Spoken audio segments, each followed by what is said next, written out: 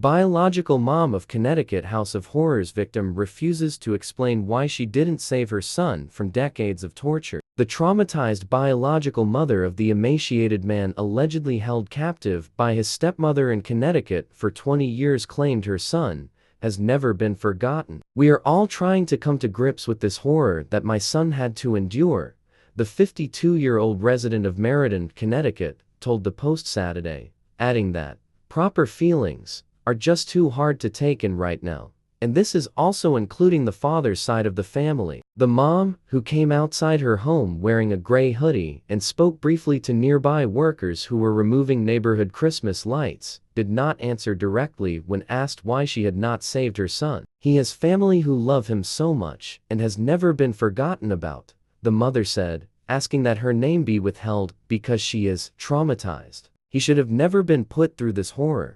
We wish our privacy at this time to start the healing process for everyone. This is a very difficult time for all of his family, and we need time to start the healing," she later added. "My son is the biggest thing. We need to make sure that his healing is as best as it can be." The victim, now 32, weighed just 68 pounds when he was rescued last month from his family's Waterbury home, where he had apparently set a fire in a desperate bid to escape the alleged abuse, he told police. It's unclear how many people knew about the man's apparent plight. His parents were married in 1992, but by January 1995, the couple had split and dad, Craig, had remarried to a woman named Kimberly Sullivan. Craig died in January 2024. The victim was pulled out of elementary school when teachers and the principal noticed that he was starving and always looking for food, with the former principal of Barnard Elementary School claiming educators alerted the state to apparent serious abuse within the family as early as 2005,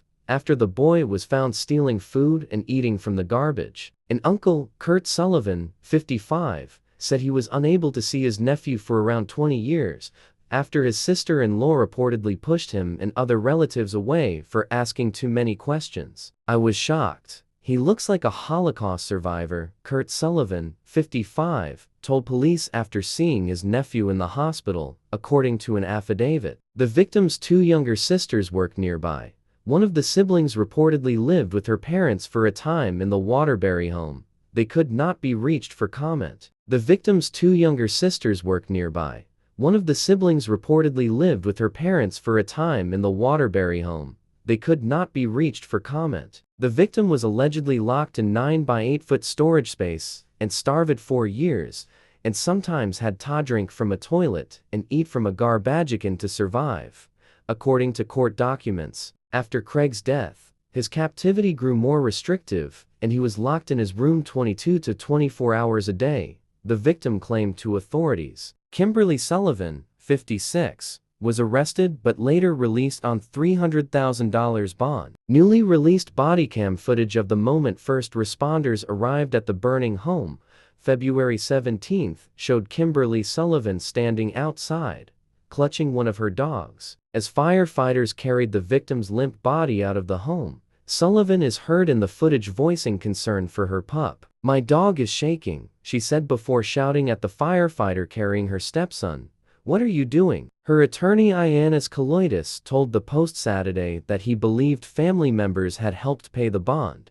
He declined to disclose his client's current whereabouts.